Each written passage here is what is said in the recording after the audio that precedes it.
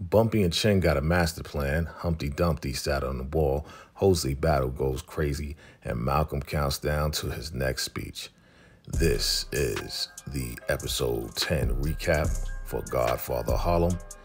This is the season finale, and I thoroughly enjoyed this episode and this entire season, and we're going to break down this episode right now. Family, this is such a great show, a lot of history, a lot going on here, and a lot is being revealed. So we're going to break down exactly what's going down. Before we do that, make sure you check out all my episode recaps so you get caught up on everything, so you don't miss anything. If you missed anything, make sure you check out the playlist. I do have a Godfather Harlem playlist. All right, fam, so let's break down episode 10, Godfather of Harlem.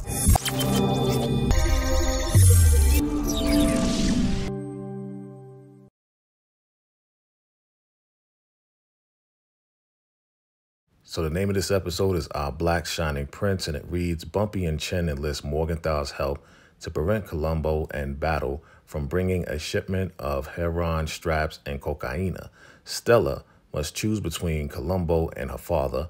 Meanwhile, Malcolm X prepares for his speech at the Autumn-bound ballroom. So we start off with Bumpy going to Wild Bill, apologizing, saying that, you know what, I understand what you're doing and I would never threaten you again. He asks him for paperwork, and yes, Bumpy gives up the Operation Mongoose, which was his efforts in taking out Castro by using mob guys.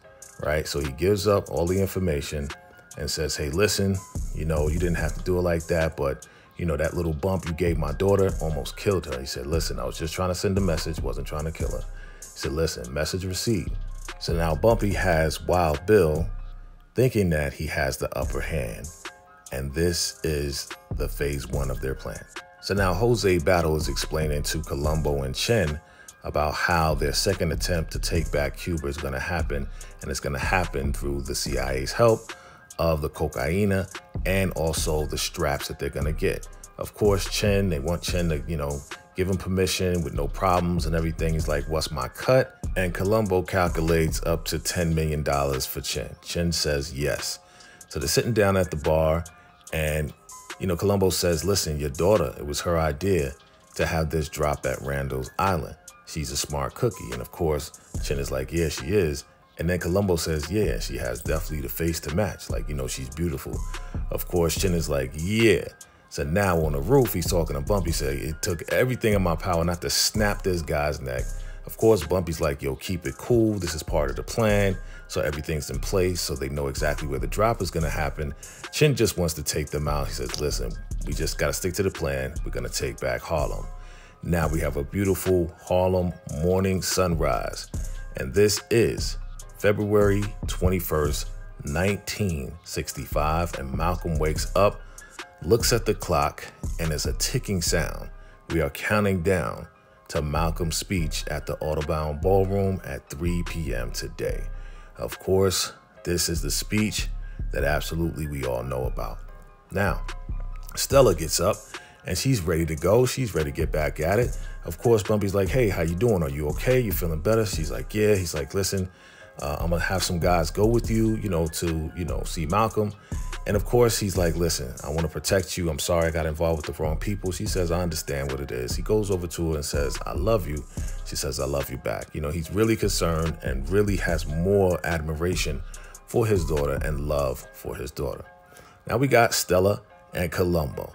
And he's telling her that, yeah, everything went fine and that everything went well with the father, right? Chen. Chen doesn't seem to have a problem. Stella doesn't believe that he doesn't have a problem with them being together. Of course, Columbo's trying to reassure her that he has everything under control. She doesn't want him to go through any of this, but he's like, yo, this is what I've always wanted.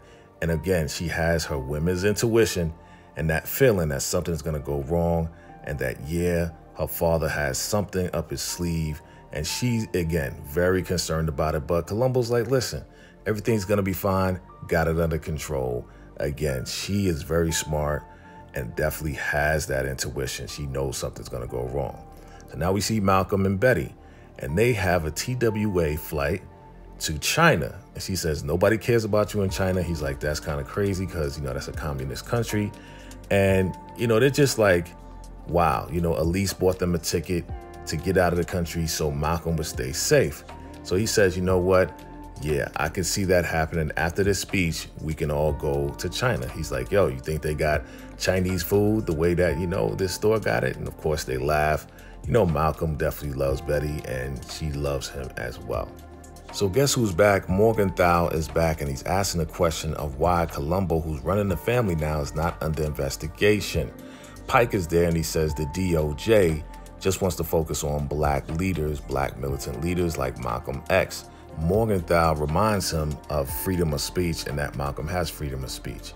Bumpy shows up to meet up with Morgenthau and Morgenthau introduces him to Pike. He's like, yeah, I know who Pike is. Pike tries to harass my wife in order to send me a message. Well, I'm here. He's like, what are you here for?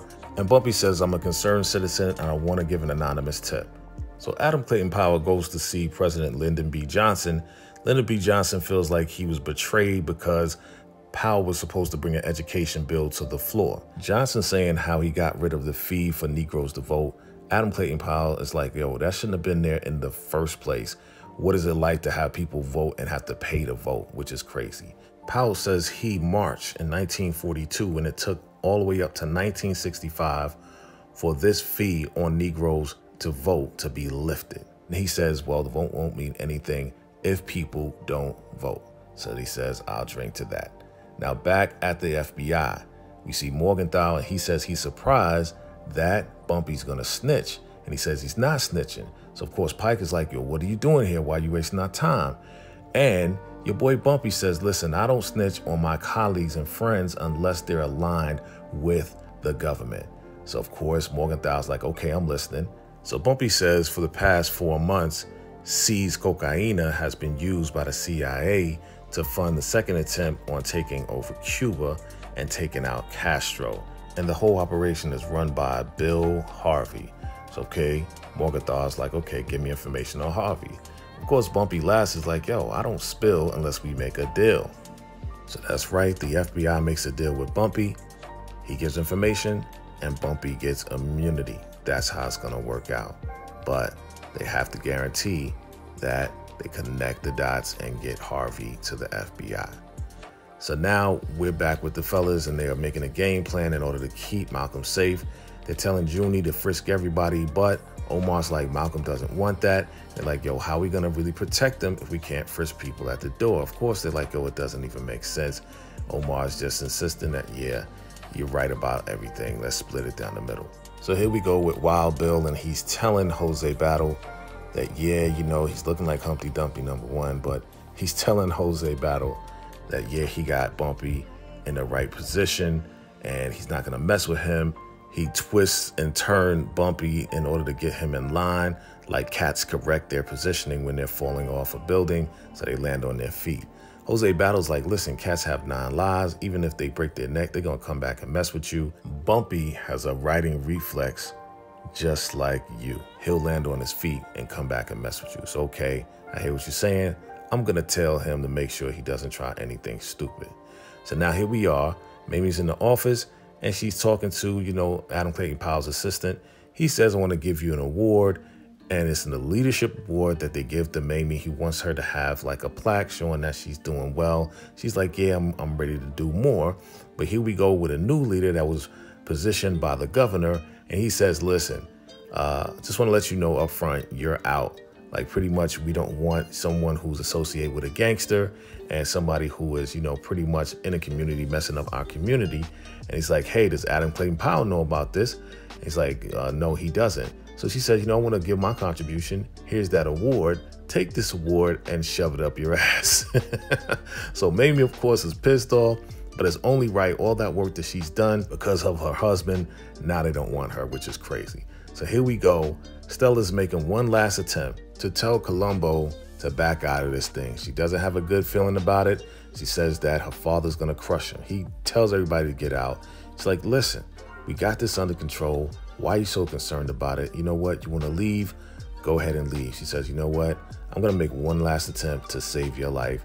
And she walks out. What is she going to do? So now we're back on the roof. We got Bumpy's like, hey, you know what? We got insurance with Harvey. He believed it or whatever. Who is that? Harvey walks up on the roof with the strap, tells him, put the straps down. And he says, listen, I don't appreciate you going behind my back to the feds trying to make a deal, right? I get arrested. You guys get away scot-free. He said, listen, I don't want to have to take out your daughters and mess with your daughters. I know you love your daughters. Just do what I say. Keep your mouth shut to the feds and everything will be all good. And of course, Bumpy's like, I don't know what you're talking about. He's like, listen, I know you're a liar. Whatever, do you guys agree? You're going to distribute it. You're going to make sure it's secure. So they both agree and shake Wild Bill's hand, and they look at each other, and let's sing the song. Humpty Dumpty sat on the wall. Humpty Dumpty had a great fall. All the king horses and all the king's men couldn't put Humpty Dumpty back together again. And they throw him off the roof, and Chin says, I think our life insurance has been canceled. So Harvey's now dead, splattered on the ground. And he says, listen, you know, Morgenthal's not going to be good about this. If you want to back out, Chin, you can back out now. Chin says, nah, we're not going to let them take Harlem back. I'm all in. So they got this partnership that goes real deep. So now Bumpy goes home and Mamie says that she got fired. Of course, Bumpy's like, yo, what happened? It's like, yeah, they sideswiped me. They didn't tell Adam Clayton Powell. They fired me because I'm married to you. He's like, I'm going to do something about it. She's like, nah, listen, when I married you, I made a deal with the devil and I just have to live with that. Oh, man, you know how hurt I'm sure Bumpy was. He looks at the wall and he looks at a painting on the wall and a regular painting on the wall of Harlem. And it turns into that painting from the episode Angel of Death that artist did of Bumpy. And he sees that painting and he sees himself for who he really is, that he's a king on one side and he's a devil, and it's now affecting Mamie and her progress and what she wants to do. He feels real bad about it. So Chin goes to his brother, they're praying, and Chin is like, pray for my enemies to die, right? Stella comes and says, hey, you know, I want to make sure you don't do anything to Columbo. Don't kill Columbo. He says, I would never do that. She's like, BS, I know you. You know, her brother tries to step in. He's like, yo, shut up. He's like, listen, I won't do anything to him. You know, I heard Randall's Island is good. And she's like, listen, forget about that, right? I'm leaving. I'm going to Paris. He's like, wait, stop. You know, he told me that, you know, you said Randall's Island was a good place. You're a smart girl. And I want you to stay with me, you know, stay with me, work with me. I'll give you a cut of whatever I do. You know, just stay. Olympia's gone. She's gone forever. She's not coming back. Don't worry about it. I want you to stay here with me. He just wants his daughter back, which is only right. He doesn't want her to leave. So here we go with Bumpy talking to his, you know, financial advisor, who is played by Whoopi Goldberg. And he's asking her, you know, that trust that is all set up for his family.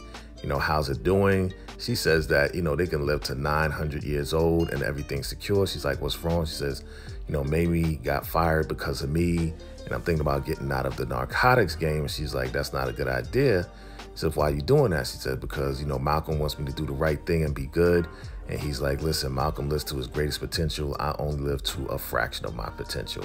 Saying great things about Malcolm. So here we are at Hotel Teresa. And we are counting down. Malcolm's looking at his watch. You know, he's getting ready for his speech at 3 p.m. at the Autobahn Ballroom. And they're like, listen, it's time, brother minister.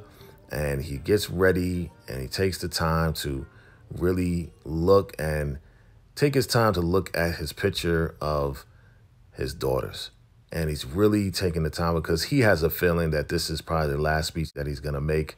You know, his life has been threatened millions of times, and he's really just cherishing his family, just thinking about his daughters and, of course, his wife. And he's ready to go. This may be the last time we're going to see Malcolm, and he looks at his billboard and it reads, every defeat, every heartache, every loss contains its own seed. Real deep, fam. And as he's looking at this, he's thinking about everything that he's worked for and what loss will happen if anything happens to him, what will happen going forward.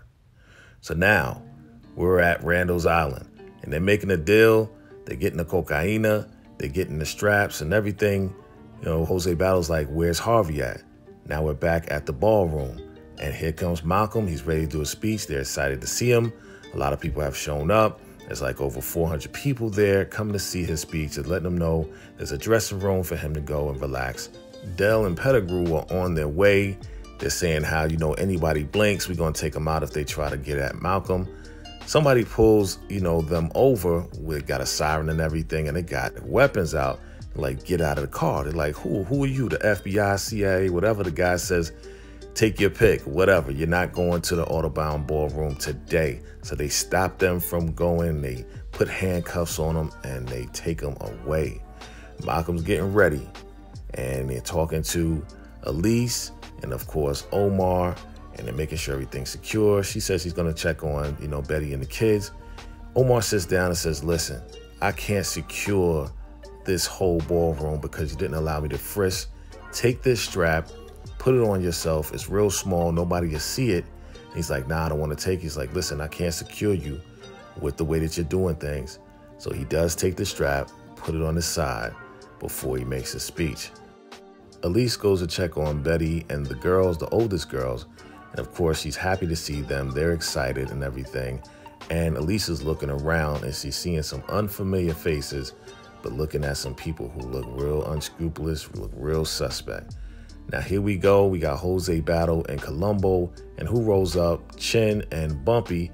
And of course, Jose Battle's like, what are they doing here? I just want to take these guys out. And of course, Bumpy's like, whoa, chill. Like, relax, man, relax. And of course, Columbo's like, listen, put the gun down. We got to find out what's going on. Jose Battle's on edge. He's like, something fishy's going on. I know these guys. Chin, what's going on?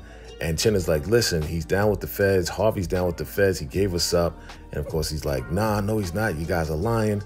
And Bumpy's like, listen, Harvey is still down with the feds. We thought he was just CIA, but he's still down with the feds. He gave us up, and they're going to be here any minute. Jose's like, you're lying, and he tries to shoot Bumpy, right? And of course, Columbo's like, stop, man, put it down. And he saves Bumpy. Columbo saves Bumpy by getting Jose Battle to put his gun down before he shoots.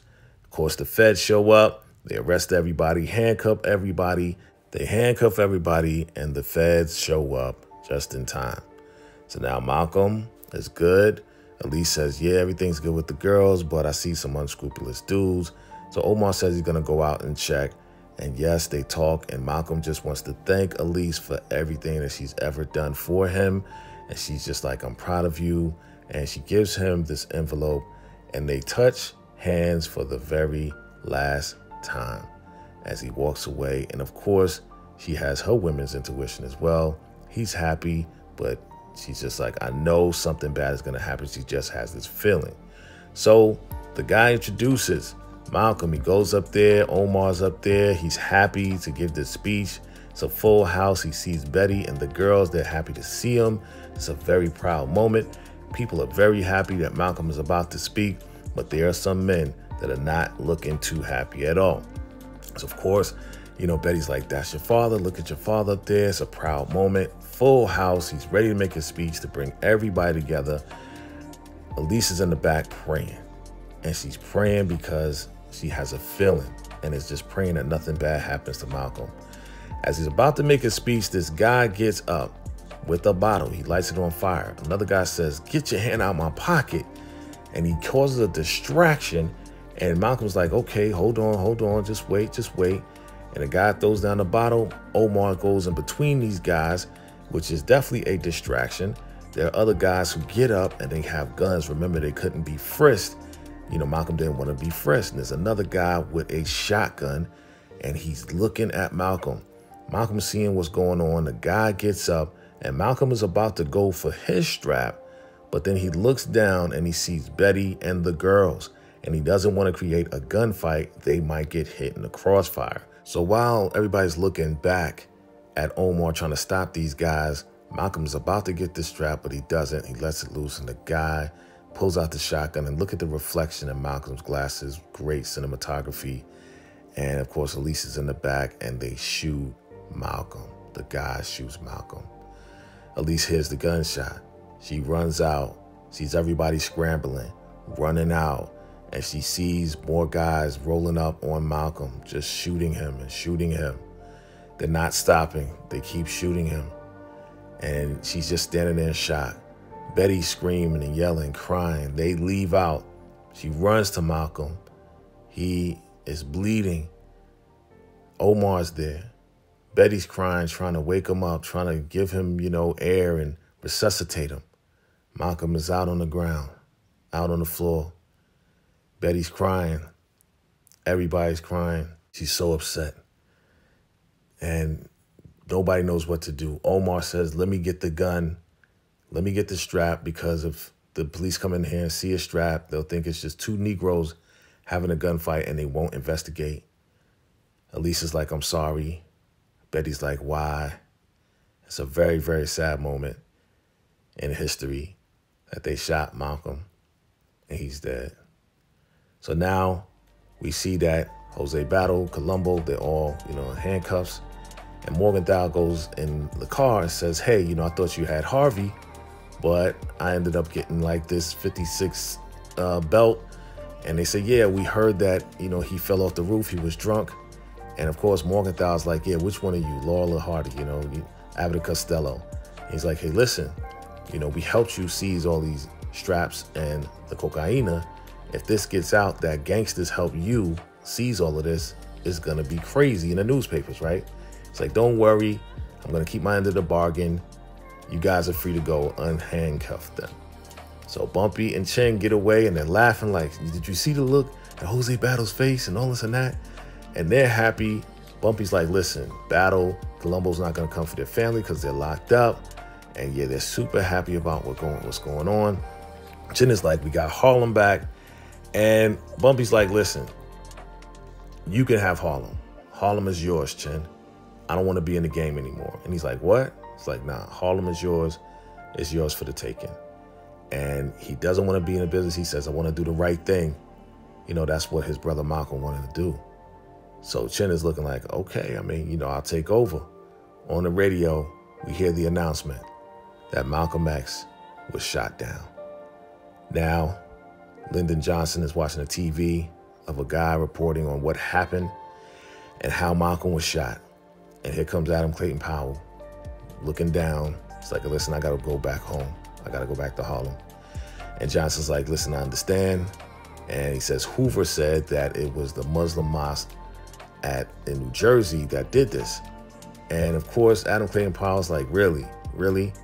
And he's like, yeah, it is what it is. And Johnson's like, listen, we got to preach peace now. We got to calm this down. And of course, Adam Clayton Powell does believe. He says, listen, his ideas will live on. So Bumpy goes to see Malcolm. He goes to see him in the morgue. And he's upset. He's like, he can't forgive himself for allowing this to happen. And he says, whoever did this, I'm going to bring vengeance. I'm going to get vengeance on them. He kisses his hand and says goodbye to his old friend. And he says it's hard because he's trying to get out and do the right thing, but it's trying to bring him back now with this happening. So we see Malcolm's clothes, his shoes, his glasses, all lined up. And Bumpy says goodbye. And we say goodbye. Rest in peace, Malcolm X. So that is the recap of episode 10 of Godfather of Harlem. Family, definitely a great ending, a great season finale.